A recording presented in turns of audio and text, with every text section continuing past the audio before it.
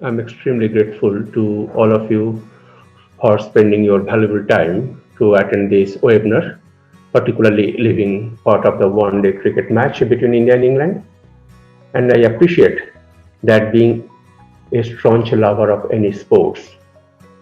I'll try to justify your participation in this webinar, and I hope I'll not disappoint you. My actual surname is either Banerjee or Bandyopadhyay, but there was a little bit of confusion which one to use. So I was offered Kumar. Being an Indian, I'm familiar with Ashok Kumar, Kishore Kumar, Dilip Kumar, and also being a Bengali from West Bengal, Uttam Kumar. So I thought it is not a bad suggestion and accepted that offer. So here I am, Prabir Kumar. I want to thank the whole team of MDForLives for giving me this opportunity. Being the first speaker on this platform, I'm sure there will be more in future. Sessions will be for 30 minutes, followed by Q&A for 10 minutes. Please note down your questions or queries and ask me all those questions at the end of the presentation.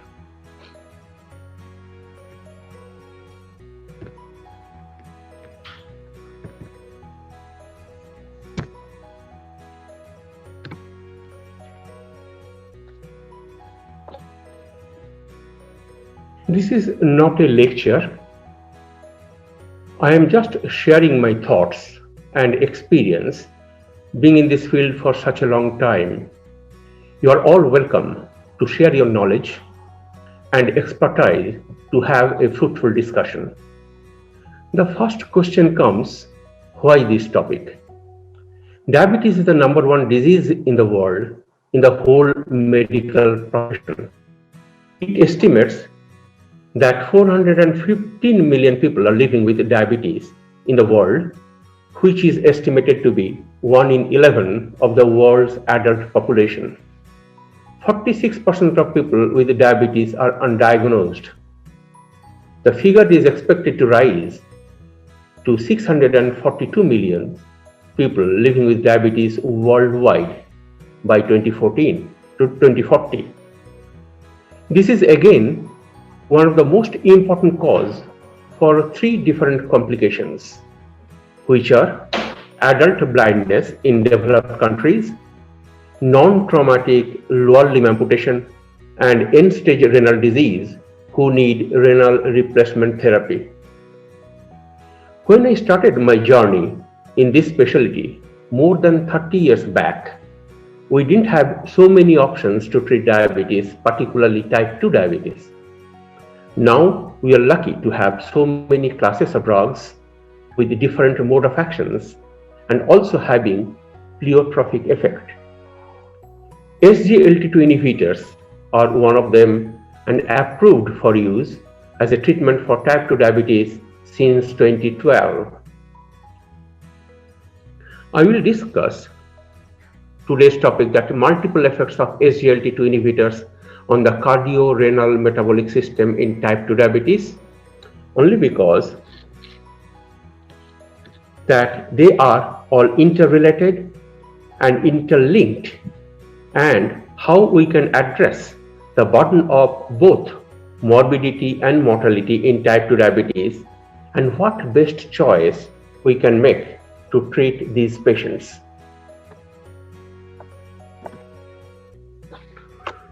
We need to tackle the cardiovascular, renal, and metabolic comorbidities in type 2 diabetes at the earliest opportunity, before it is too late. And we know from the Wikipedia study about the legacy effect, and when it is too late to handle, then sometimes it is really difficult to offer anything fruitful to the patient. So here we must remember about the treatment inertia and further implications, so that we have to practice to intensify our treatment regime at the earliest opportunity. We also want to discuss the mechanism of action of SGLT2 inhibitors, not only on glycosuria or the hemoglobin A1C, but also other benefits, that is cardio-renal metabolic system. And also we would like to discuss the latest national and international guidelines which are being updated based on evidence from different cardiovascular outcome trials. And depending on that, how we can optimize our treatment after metformin, which was $1 million question in the past. Type 2 diabetes imposes increased stress on cardio-renal metabolic system. Cardiovascular disease is responsible for over half of all the death in type 2 diabetes. Type 2 diabetes increases the risk of myocardial infarction by as much as a prior cardiovascular event, and that is the reason type 2 diabetes is considered as an independent cardiovascular risk factor. Type 2 diabetes is also an important risk factor for chronic kidney disease, and this chronic kidney disease, which gets worse because of long duration of diabetes and aging process of the patient, which in turn increases the risk of cardiovascular events. So when you want to consider therapy for type 2 diabetes, it is extremely important to select the most appropriate therapy to treat any particular patient. ADA, that is the American Diabetic Association, and EASD, that is European Association of Society of Diabetes, they mentioned in the past that one shoe does not fit everyone's feet. That means we have to really select the right kind of medications for a particular person. And for that reason, we have to think about efficacy, not only just to improve the hemoglobin A1C, but which also have other impact on cardiovascular outcome, and that is the reason it is called holistic approach. We have to be aware of contraindications and license indications, because the very simple rule of treatment what we provide is that we may not do any good to the patient, but we are not supposed to do any harm. Comorbidities, which are very important criteria to select a particular drug, because some drugs cannot be prescribed for a particular patient for obvious reason. And again, there are some drugs which would be so useful because they address other associated risk factors. And these comorbidities are heart failure, chronic kidney disease, evidence of atherosclerotic cardiovascular disease, obesity with high BMI, sometimes morbid obesity, hypertension, and NAFLD, that is non-alcoholic fatty liver disease. For your knowledge, This NFALD is now becoming a huge part of the medicine, and many other specialties are coming into the picture to handle NFALD.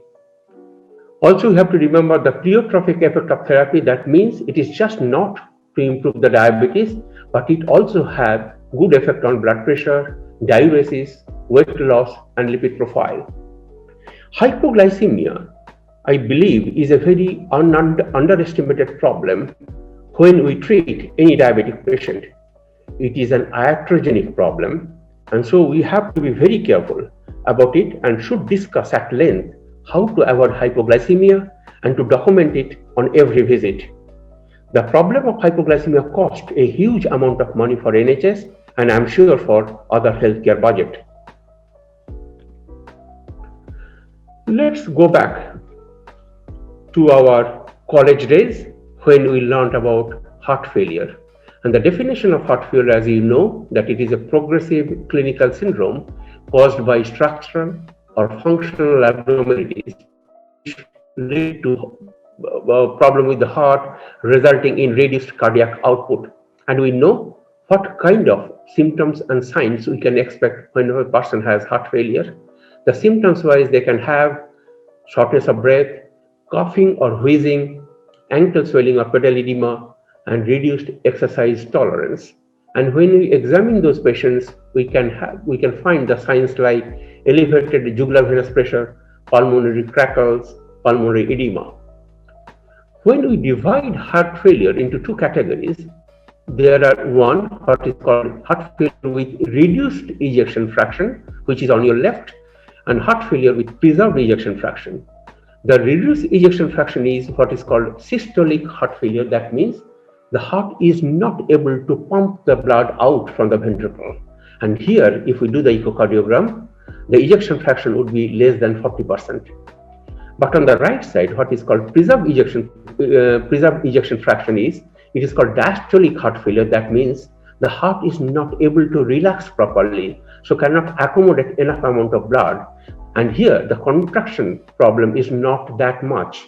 And with echocardiogram, you will find the left ventricular ejection fraction is either equal or more than 50%. If you look at the burden of heart failure, I am talking it now about UK, you will find there are about 1 million heart failure every year, and that comprises a huge amount of the whole NHS patients load. And out of that, about 1/5 die annually. More than 200,000 are diagnosed every year, and about 65,000 are hospitalized every year. Let us look at globally what is happening. There are 26 million people with heart failure throughout the world, and for that reason, 1.5% of the entire healthcare expenditure is due to hospitalization for heart failure. And 1 in 5 people over the age of 40 will develop heart failure in due course of time. When there are other associated risk factors, then obviously the chances of heart failure are much more. And we know that type 2 patients have not only hypertension but other associated risk factors. When we see these patients in our clinics, we'll find that more than 75% of patients have hypertension. And we know that type 2 diabetes and hypertension are independent cardiovascular risk factors. And when both are present together, chances of heart failure are much higher.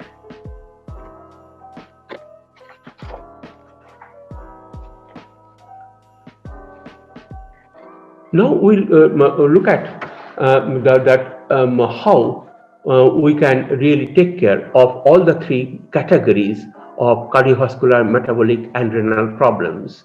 And we know that that there are shared risk factors between the cardiovascular, renal, and metabolic diseases that need to be jointly addressed to have a better outcome. Type 2 diabetes patients are 2 to 5 times more likely to develop heart failure.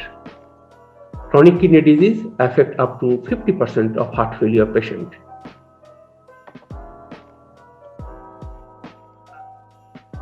When we were in the medical school, we are taught that heart failure is as bad as any cancer. And if you look at it, despite all the advances in management, heart failure still remains as malignant as many cancers. Here you can see all the leading causes of cancers in both men and women. And if you look at it carefully, then you'll find that heart failure remains exactly in the middle in both the groups, so far survival rate is concerned. I think now we will realize why we are using that word hospitalization so often, mainly because it is considered that about 50% mortality rate over the 50 years, over 5 years, and there are about 65,000 unplanned hospitalization during the year 2017 and 2018, and I'm sure this number is going up.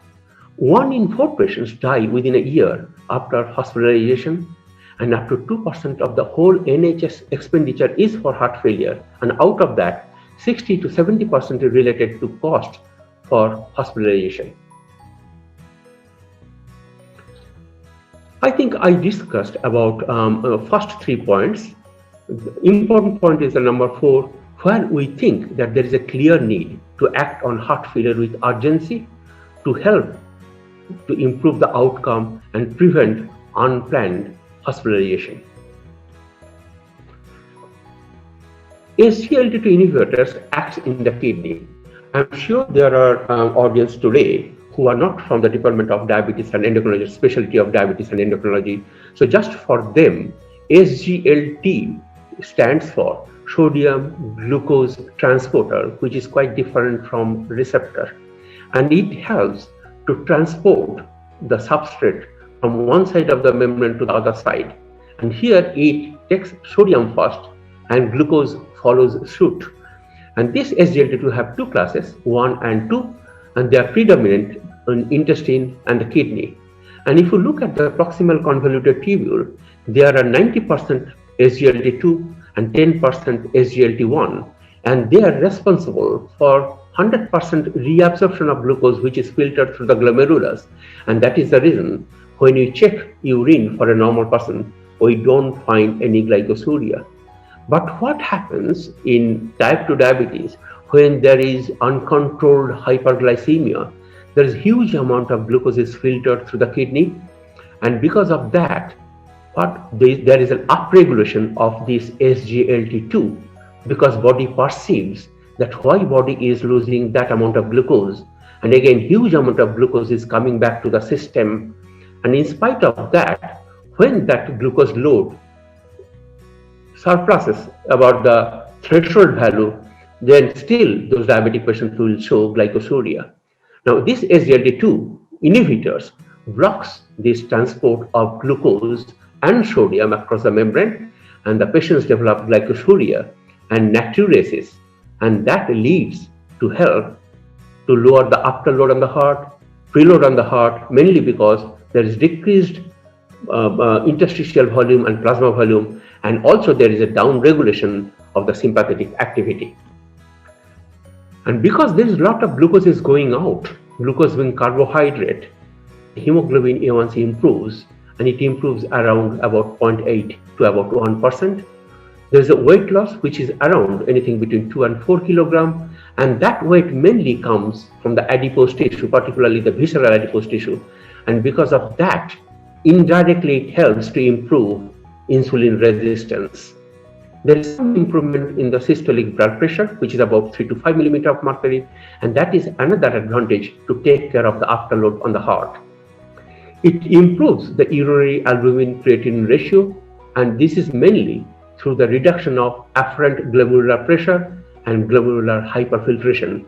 And this happens when you use this drug on top of either ACE inhibitor or angiotensin receptor blocker. And in these patients, eGFR remains stable almost 4 years, and which is very important, particularly because eGFR gradually goes down, as I mentioned, in the CKD, because of the duration of diabetes and because of the aging process of the patient. Now let's see the multiple effects of the SGLT2 on cardio-renal-metabolic system. First, it's called glycosuria, which lowers the blood glucose, plasma glucose level, and reduces the hemoglobin A1C, and also it reduces the glucose toxicity. Now, when we talk about the glucose toxicity, we have to remember that it actually means that persistent hyperglycemia, which drives common pathways of systemic and local inflammation, oxidative stress, and finally proliferation or tissue fibrosis as a major cause of vascular dysfunction and cardiovascular disease in these type 2 diabetic patients. As I mentioned, it also causes calorie loss because a lot of glucose is going out, and each calorie is equivalent to 4 kilocalories. So ultimately, the patient lose weight and there is a reduction in fat mass, leads to reduction of the visceral adipose tissue, and that also helps to improve insulin sensitivity. We have to remember here one thing, that majority of our type 2 diabetic patients are obese, sometimes morbidly obese. And in spite of that, some patients are really very proactive. They try to lose weight, but sometimes it is very difficult to lose weight. So when this kind of drug helps them to lose weight and improves the blood pressure, that actually breaks the vicious cycle. They become much more motivated and actually they do well in due course of time. If you look at the natriuresis, also it takes care of the altered tubular glomerular feedback because of the reduction of the afferent glomerular pressure and also reduction of the glomerular hyperfiltration, and that is the way it improves albuminuria in these patients. And also it takes care of the cardiac afterload. And as we know, because of both glycosuria and natriuresis, obviously there is a reduction of blood pressure, and that takes care of the cardiac preload. So that means actually SGLT2 inhibitors have multiple pleiotropic effect, particularly when you use for type 2 diabetic patients. So if you look at this chart, it reduces weight, it reduces cardiovascular event, it reduces blood pressure, reduces hospitalization from heart failure, reduces incidence of nephropathy, reduces hemoglobin A1C, and reduces cardiovascular mortality.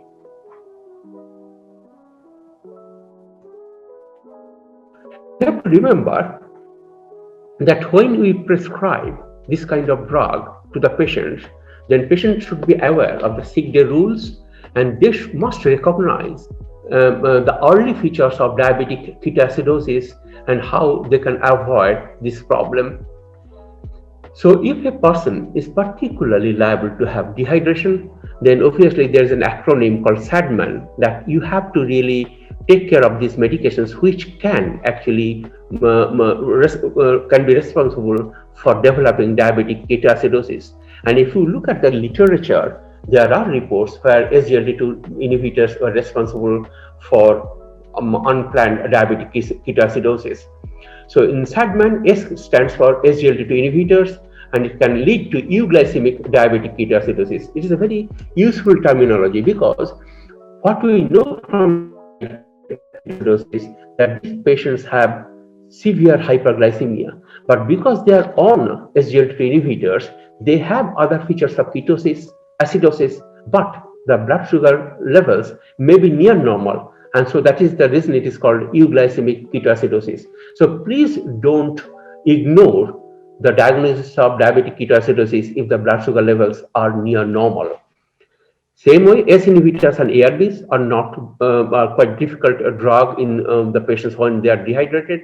Diuretics, metformin, we know that it increases lactic acidosis, and obviously the non-steroidal anti-inflammatory drug, which increase the risk of AKI and reduce renal cardiovascular and efferent vasoconstriction.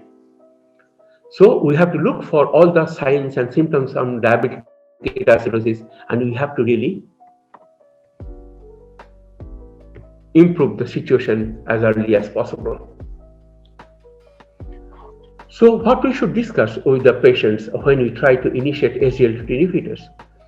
Most important thing is the lifestyle management, and particularly ADA and ESD are now telling us to inform the patients about the lifestyle management, because sometimes they are not very aware what's going on about the lifestyle management. They sometimes become completely dependent on the healthcare professionals and the medications, and they think that they don't have any homework to improve their diabetes. But AD and ASD are telling us that we have to really remind them about the lifestyle management. That means how to take care of the diet, particularly the carbohydrate, and how to improve their physical activity so that they can spend energy and they can lose weight. And that is also very important because some of the drugs can cause gain in weight, which includes insulin and sulfonylurea. When we will use it for patients who are more than 75 years old, we have to be careful, particularly if they are on diuretics, because that can cause postural hypotension. And in that, for that reason, we have to adjust the medications accordingly. Because there is a lot of glycosuria, there is a chance of genital and urinary tract infection, which is around 1 to 10%.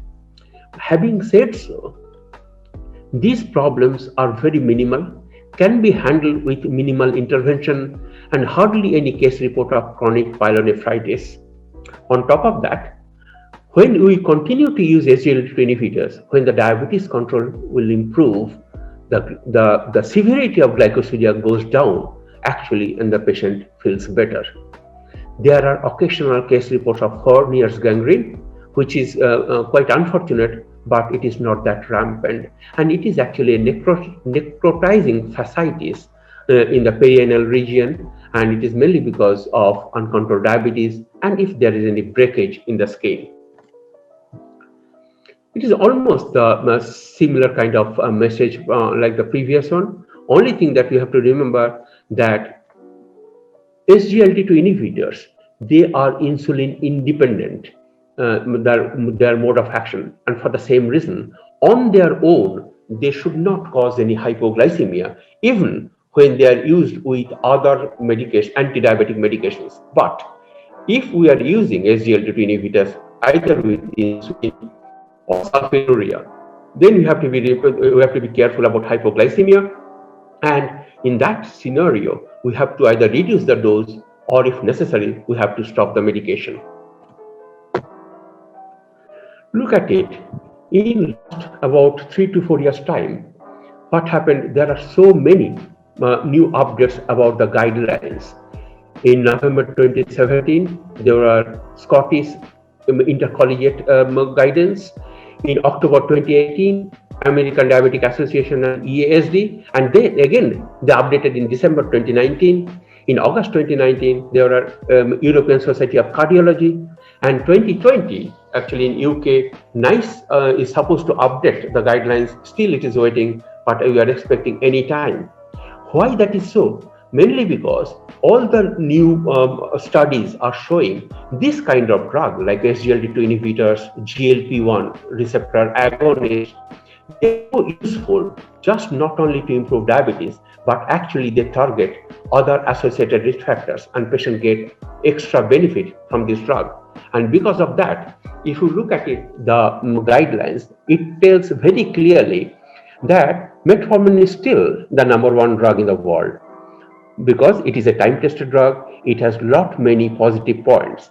But once metformin is not capable to take care of the diabetes on its own, and if their patient has any kind of cardiovascular problem and renal problem, then we have to think SGLT2 and GLP-1 receptor agonist as a second line. And they also categorize much more clearly that if patient has more of atherosclerotic cardiovascular disease, then we should consider GLP-1 receptor agonist as a second line and keep SGLT2 inhibitors as a third line, because these two groups of drugs have different mode of action. Then we expect a synergistic effect from these two drugs. But by any chance, if patient has heart failure, either incipient or over heart failure, then SGLT2 inhibitors would be the second line of choice, and we can use GLP-1 as a third line.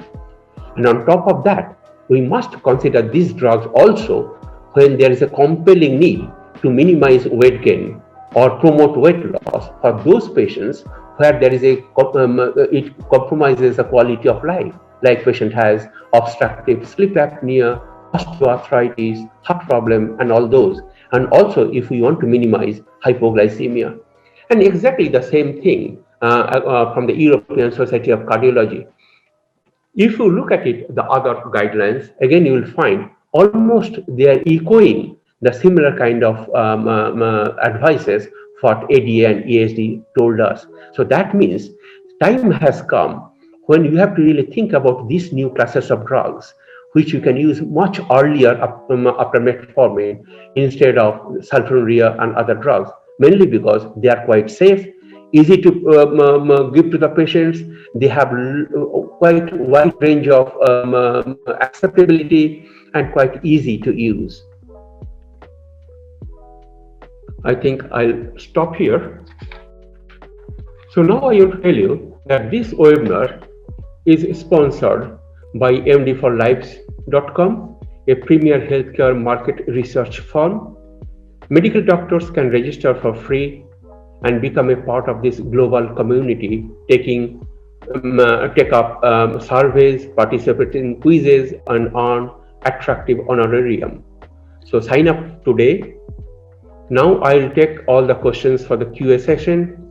So please use the raise hand option and your question will be answered one after another. Thank you.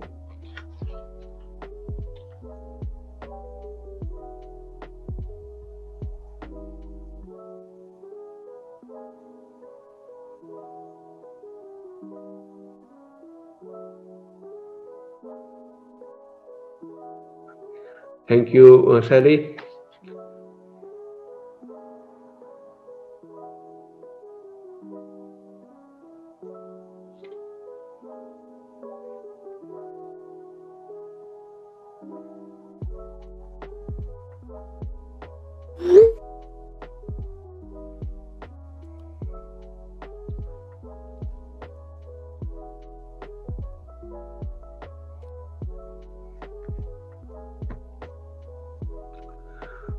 There's a question from Thura Harfi that who do you think should be responsible for prescribing SGLT2 inhibitor for patients with diabetes and cardiovascular disease? Cardiologist?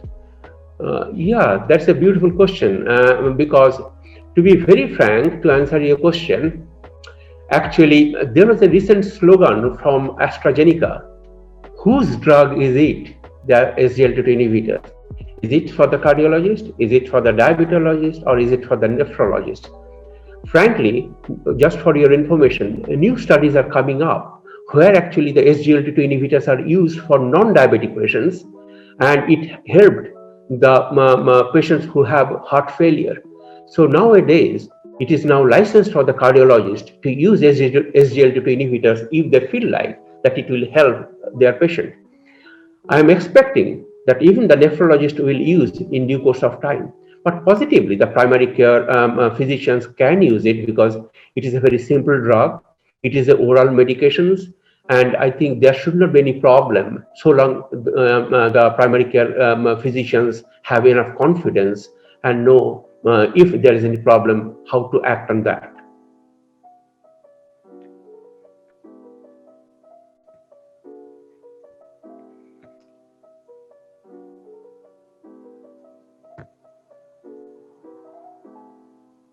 Oh, I'm sorry, I don't know whether you could hear me because did you hear me? Thura Harfi's question answer?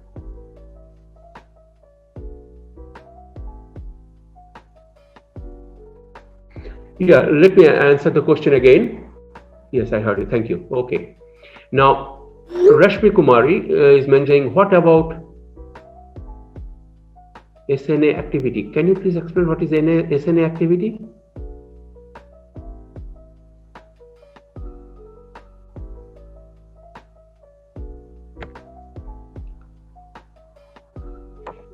Is it the sympathetic nervous activity or sympathetic system?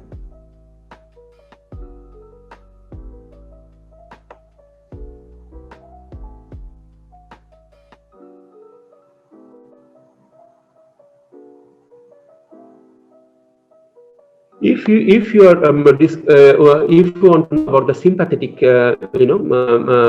nervous system or how it works, to be very frank, it is not a generalized kind of suppression of the sympathetic activity. It is not. What they found actually that when it preserves the cardiac output, it does not happen at the cost of increased heart rate. So that means the sympathetic activity is not actually at its peak. And that means that, and that is the reason the patient, they don't develop any tachycardia, and it is not a problem by any chance if patient needs any kind of support from the sympathetic nervous system. Is that clear?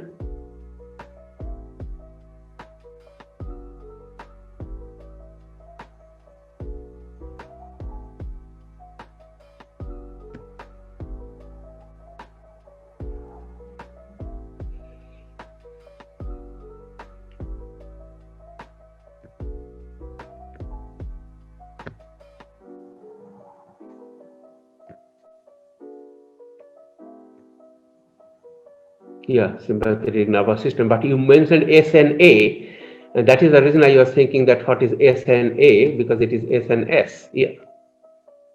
Okay.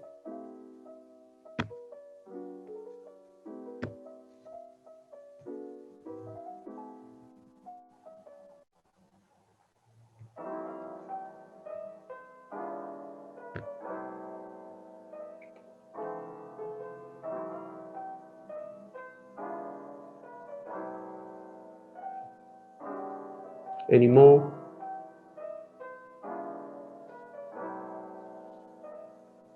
Please feel free.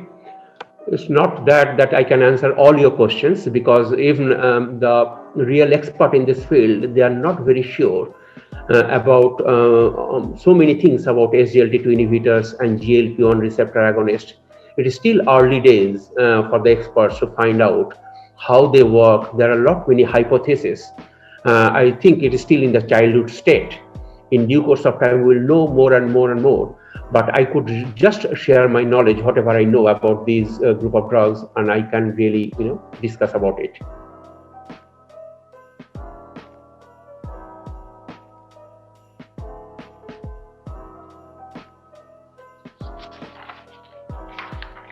Any more question?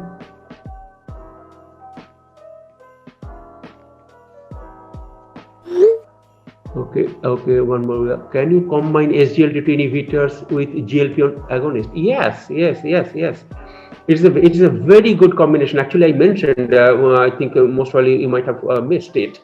It's a very useful combination, mainly because both of them, they don't cause hypoglycemia on their own. Both of them cause loss of weight. Both of them have huge impact on the hemoglobin A1C. And both of them actually act on other risk factors. So that means they have complementary effect only because their mode of action is completely different.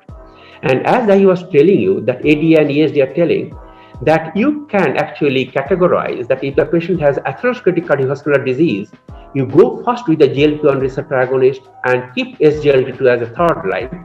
But by any chance, if the patient has heart failure as a more prominent problem, then you use SGLT2 inhibitor as a second line and GLP-1 agonist as a third one. And any precaution? Not really any precaution as such, because both are quite safe. Kidney-wise, heart-wise, not a problem at all. So you can easily combine, keeping an eye that by any chance if patient gets any kind of side effect from any particular drug, then you have to really alter or stop it. Then Rashmi Kumari, urine infection is one of the frequent problems with diabetes, and SGLT2 added the infection factor. What is your experience? See, I play the card in a different way here. As such, you are very right that if a patient has uncontrolled diabetes, so obviously there's a huge amount of glycosuria. And if you ask patients about UTI, genital infection, quite a good number of patients will tell you that, yes, doctor, I get thrush, I get genital infection, UTI and all. So in those scenarios, I think, you will not really aggravate the situation if you use SGLT2 inhibitor.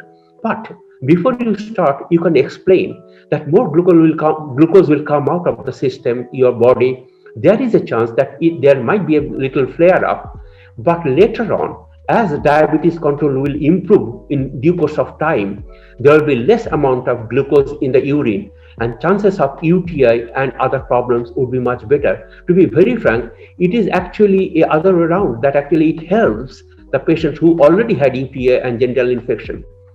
If I share my experience about a patient, I remember a patient whom I started an SGLT2 inhibitor, and I started with a smaller dose, and the patient did well, and then I increased the dose, and the patient came back to me and told me that, now doctor, I am getting a genital infection thrush, I am a little upset. Then I told her that, can I stop because you are not happy? You know what the patient told me? I am so happy with the drug because my weight has gone down for the first time. My blood sugar levels are so good at home. I don't have any other problem except this. And because the lower dose of the SGLT2 inhibitor was working so well, can I go back to the lower dose instead of the higher dose? And she was very happy to continue. So that would be the answer. Another thing I want to tell you, that it also depends how you present a drug to the patient. So if I give you an example, because it takes the glucose out of the system, obviously it drags water along with it, and that is the reason it is called osmotic diuresis. So that means patient has to go to the toilet more often.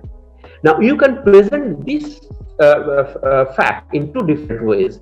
In one way, you can tell, there is a side effect that you have to go, there is a polyuria, nocturia, and you have to go to the toilet more often. Patient might get frightened. But I tell the patient that that is not a side effect, that is the effect, that is the way this drug works. So when you are going to the toilet more often, that means it is working for you. So you should be happy that more glucose is going out. And when the glucose level will go down, then you will feel better.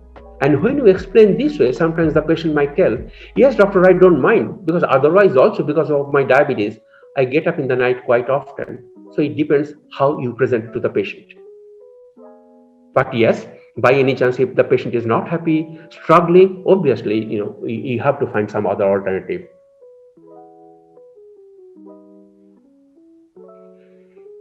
Any other question? Yes. Dante, how low of a GFR can be safety? Yeah, that is a very interesting question. When SGLT2 inhibitor came to the market, it was licensed that you can initiate SGLT2 inhibitor above 45 eGFR, and then you can above 60, and you can continue up to when the eGFR is 45. But just recent studies are showing that you can use SGLT2 inhibitors like dapagliflozin even when the eGFR is below 45, and in that actually in those patients who have heart failure. Here you have to remember that SGLT2 inhibitor does not cause any problem with the eGFR. Rather, now actually it is showing renoprotective effect.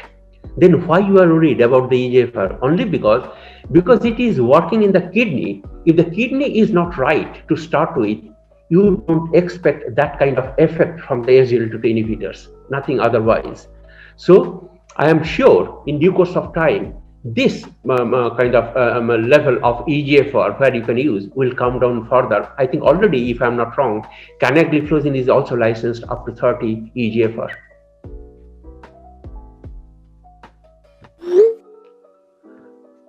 Then comes Amit Shah. What do you think will be the future of diabetes treatment in 5 to 10 years time? I don't have the crystal ball, but yes, I'm very optimistic. As I said to start with, I am in this field for more than 30 years. And just for your information, at that time, we had only metformin and sulfonylurea, that's all. And sulfonylurea, the first generation, chlorpheniramide, tolbutamide, and all those, job done. You have to manage with only those medications. And insulin-wise, we had only two, pork insulin and beef insulin, with a big syringe and vial, that's all. But now, so many classes are coming, even for the type 1. Now, later on, we had the human insulin. After that, we got the new this Apidra, Novorapid. So those are all new development, and also there are new gadgets that are coming up. So yes, I am expecting so many things, new classes of drugs, and even these drugs would be much more useful in future. There might be some other areas, like they are trying for a long time with gene therapy. They are trying other classes of drugs. Obviously, they were trying in when you mentioned diabetes. I hope you mentioned diabetes, both type 1 and type 2, then they are thinking about, islet transplant and all those. So who knows? I tell my diabetic patients that you are so lucky that 20 years, 30 years back, these patients didn't have all those options. And now you have so many options, so you must utilize them properly. James Stewart, as per the studies suggesting that SGLT2 are nephroprotective, how much of a reduction in GFR after initiating SGLT2 is acceptable prior to raising concern? To be very frank, SGLT2, there is no that kind of a cutoff value like S inhibitor. Like S inhibitor and ARBs, they say that if there is a reduction, decline of eGFR about 10 to 20%, you have to be careful. Look, keep an eye on the eGFR, and then you can increase the dose or you can continue the medications. SGLT2 inhibitors, there is no such kind of a drop of eGFR, because to be very frank, it should not cause, because actually the glomerular filtration, glomerular hyperfiltration goes down, afferent arteriolar resistance go down. So the eGFR actually does not drop here. There might be a little chance because of the osmotic diuresis. And just for your information, the natriuresis, what we find with SGLT2, it is a short lasting. After some time, it gets rectified. And that is the reason these patients, they don't develop hyponatremia. Why that happens? Because what happens, that is called tubuloglomerular feedback.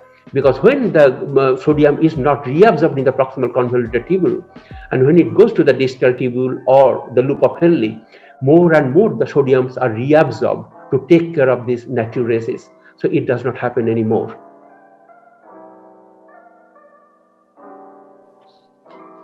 I don't think there is any more question at this moment. So I think